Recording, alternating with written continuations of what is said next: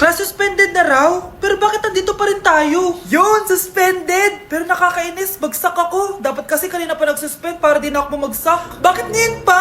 Sana sinabi kanina 7 AM. Paano din ako naligo? Guys, nakalabas na ako dito sa school. Grabe, hanggang tuhod yung... Baka! Para mag-field trip ako sa Marikina River!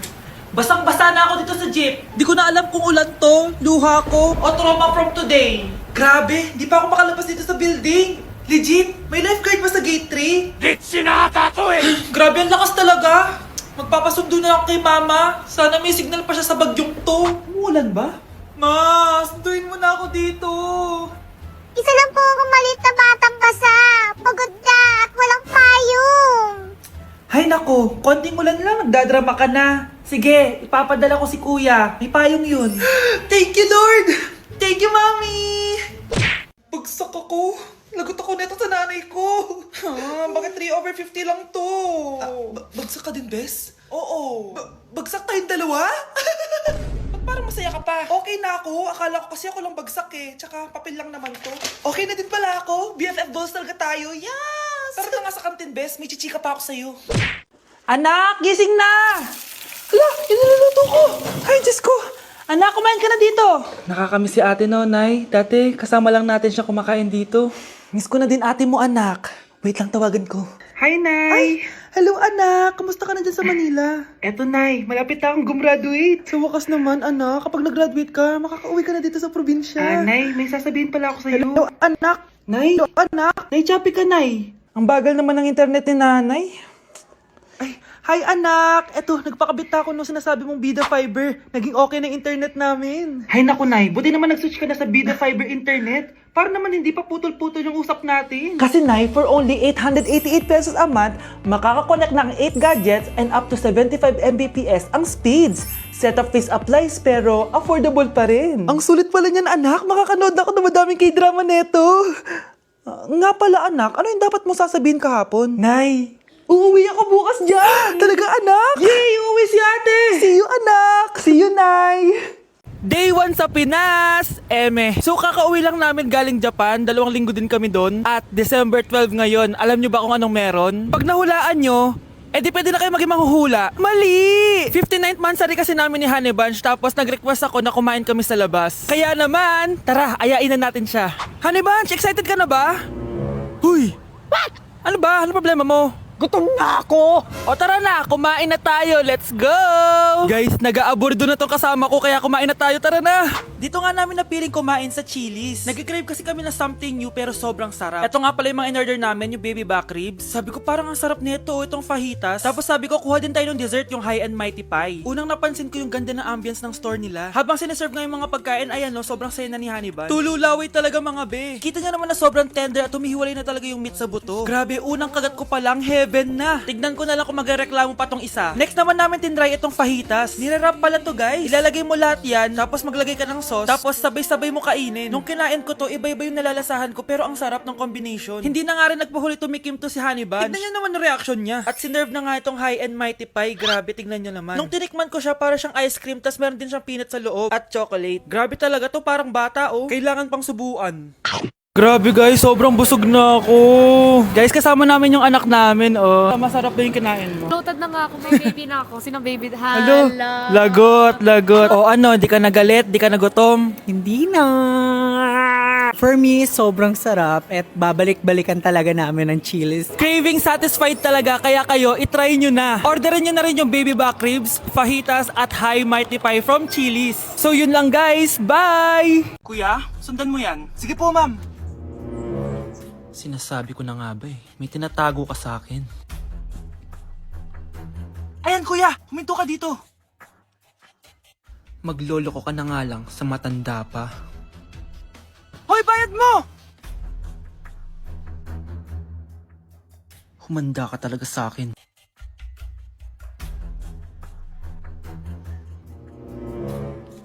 Ang sweet niyo naman, may paregalo ka pa ha? Ano yun? Scarlett? Anong ginagawa mo dito? Manloloko ka! Pinagpalit mo ko dito sa matandang pangit na to? May paregalo ka pa ha? Sa akin nga wala kang binibigyan na regalo eh! Scarlett, magpapaliwanag ako! Manahimik ka! At ikaw naman, matandang pangit. Sayong-sayo na tong boyfriend ko. Magsama kayong dalawa. Aba, walang respeto tong girlfriend mo ah. Ano pinagsasabi mo, Scarlett? Nanay ko to. Excuse mo lang yan. Mukha nga nagtatago ka kanina eh. Nagtatago ako kasi isusurprise namin yung tatay ko. Ganitong babae ba yung gusto mo, anak? Yung walang modo? Nay, pagpasensyahan niyo na siya. Tita, sorry po. Anong sorry? Matandang pangit ako, di ba? Lumayas ka dito, babae ka. Sorry na, tita. Ayaw mo lumayas, ha? Brownie! Good boy! Tumakbo ka na! Guys, January 4 na. Ibig sabihin, birthday na ni Kay bukas. Alam naman natin na walang pasok bukas kasi national holiday yun. Lahat tayo pupunta sa birthday ni Kay. Etong kapatid ko guys, hindi siya papasok bukas kasi... Pupunta ako sa birthday ni Kay. At dahil bukas na yung birthday niya, bibili ako ng regalo para sa kanya. Magluluto din pala ako ng handa para sa kanya kasi potluck daw bukas. Guys, nandito na kami sa mall kasi mamimili na ako ng regalo para kay Kay. Hindi ko nga alam kung anong regalo ko sa kanya. Kung sapatos ba, cellphone, tablet, bahay, kondo. Nasa grocery kami ngayon kasi ipagluluto natin si Kay ng spaghetti. Kasi birthday nga niya, di ba? Next na handa is mawawala ba sa birthday ang Shanghai? Tara, bili tayo ng ingredients. Guys, nasaraduhan na tayo ng mall. Uwi na tayo, tara. Guys, ito na pala si Kay eh. Ang hindi ko kayang mawala. Charan! So, ito yung mga regalo ko para kay Kay. So, unahin natin dito. Ano kayang laman neto? So, binilang ko siya ng deodorant. Kailangan ko bang explain ko para saan to? Next naman natin ito, guys. So, guys, binilang ko siya ng shoes. Sabi na kasi favorite color niya yung blue, kaya binilang ko siya ng pink. At ito na, guys. Naubos pera ko dito. Kita niyo naman yung logo na yun, no? May kagat yung mansanas, oh.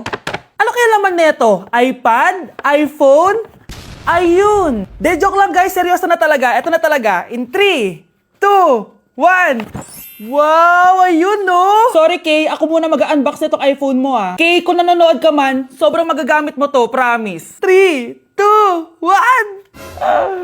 Magagamit mo to sa kusina nyo. Oh, magugas ka dun. Guys, eto na. Magluluto na ako ng spaghetti at ng hangshai para kay Kay. Grabe ka, Kay. Most awaited talaga birthday mo. Sariling birthday ko ka. Hindi ko kaya paglutuan sarili ko. Nawasa. Oh, well. Lagyan natin ng asin. Lagay na natin. Ginagawa na ni Honey Bunch yung sauce, guys. Tikman natin, guys, yung ginawa naming sauce. Pangit lasa. Next, nalulutuin natin itong hangshai. Charan! Simpleng handaan lang to para kay Kay. Tikman na natin. Guys, hindi pa talaga to yung birthday celebration ni Kay. Kasi ang balita ko, bukas, bongga daw yung birthday party niya. Kaya abangan niyo yun. Sarap! Kuya, try mo po yung sikat na mango na ice cream. Mango na ice cream? Mango is my favorite flavor, so let's try it.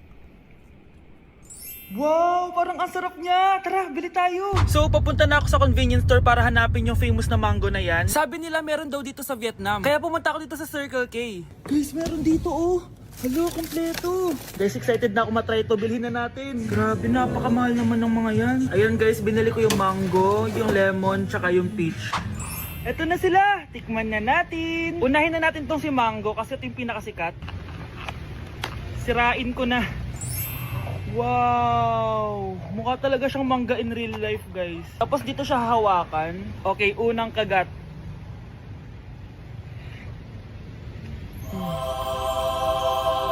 Ang sarap niya. Lasa talaga siyang mangga, promise, na may konting gatas. Medyo maasim din siya na onte. 10 out of 10 to sa akin, guys. Okay, next naman itong peach. Mukha siyang puwet ng bata, oh. Okay, kagatin na natin. Ang nostalgic ng lasa niya. Nangingilo ako guys, sobrang lamig. Pero ang sarap niya, hindi siya sobrang asim, hindi rin siya sobrang tamis. Like, sobrang sakto lang talaga. For me, 9.5 out of 10 to. Okay, last, etong lemon. Wow, mukha talaga siyang lemon, no? Okay, unang kagat. Ba't parang wala siyang lasa? Tapos, hindi rin siya lasang lemon. Parang ice cream na wala lasang wala. Wala akong nadalasahan. Alam ba kami sakit na ako. 2 out of 10 lang to sa akin kasi hindi niya ako na-satisfy. For me, masarap naman sila kaya itry nyo guys. At kung may gusto pa kayo ipatry sa akin, itatry natin yan. So comment lang kayo guys. Bye!